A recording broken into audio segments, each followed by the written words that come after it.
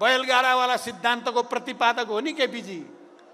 आउन सक्दैन गणतन्त्र, त्यहाँ उहाँलाई गणतन्त्रसँग रिस छ।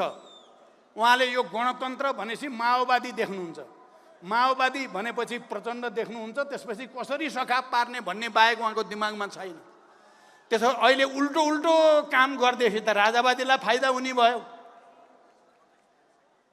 त्यो त होइन, प्रश्न छ। त्यो कुरा उहाँले पुष्टि गर्न सक्नुपर्छ। उहाँ गणतन्त्रवादी नै हो भन्ने कुरा पुष्टि गर्नको लागि उहाँले प्रतिनिधि सभालाई सम्मान गर्नुपर्छ, सम्पूर्ण प्रतिपक्षको आवाजहरूलाई सम्मान गर्नुपर्छ, अनि सदनमा आएर जवाफ दिनुपर्छ। तर दिने लक्षण छैन।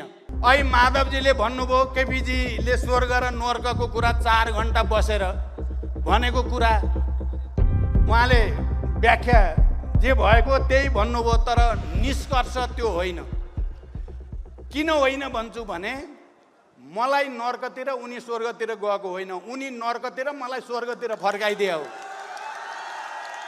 मलाई जनतातिर फर्कन बाध्य पारे। आफू दलाल पुँजीपति बिचौलियाको सेटिङमा गएर उनी दलालको पनि दलाल भए, नर्क त उनी गए। मलाई र हाम्रो आन्दोलनलाई स्वर्गमा जान प्रेरित गरे, त्यस अर्थमा त धन्यवाद छ केपी ओलीलाई।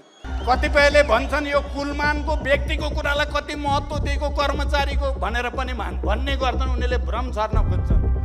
यो सवाल कुलमान व्यक्तिको होइन, सुशासन र कुशासनको हो।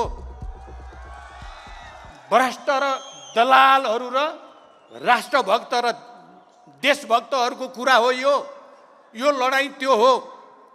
आज उनको पक्षमा देशभरि जनतामा किन सहानुभूति पैदा भयो? एउटा मामुली सहसचिव, त्यसको पक्षमा यत्रो जनमत किन भयो भन्दा यो लडाईँ व्यक्तिको लडाईँ होइन, यो प्रणालीको लडाईँ हो। सायद हामी गणतन्त्रवादीहरूले जनताका आशा अपेक्षा अनुसार काम गर्न नसकेकै कारण इतिहासको कूडा कर्कटमा मिल्काइएका तत्त्वहरू पनि टाउको उठाउने दुस्साहस गर्न पाए। त्यसकारण अरूलाई गाली गर्नुभन्दा पहिला म सम्पूर्ण जनसमुदायसँग गणतन्त्रवादी नेताको हैसियतले पहिला आत्मआलोचना गर्न चाहन्छु, आत्मसमीक्षा गर्न चाहन्छु। 70+ भए पनि एउटा अर्को क्रान्तिको नेतृत्व गरेर माथि जान चाहन्छु म।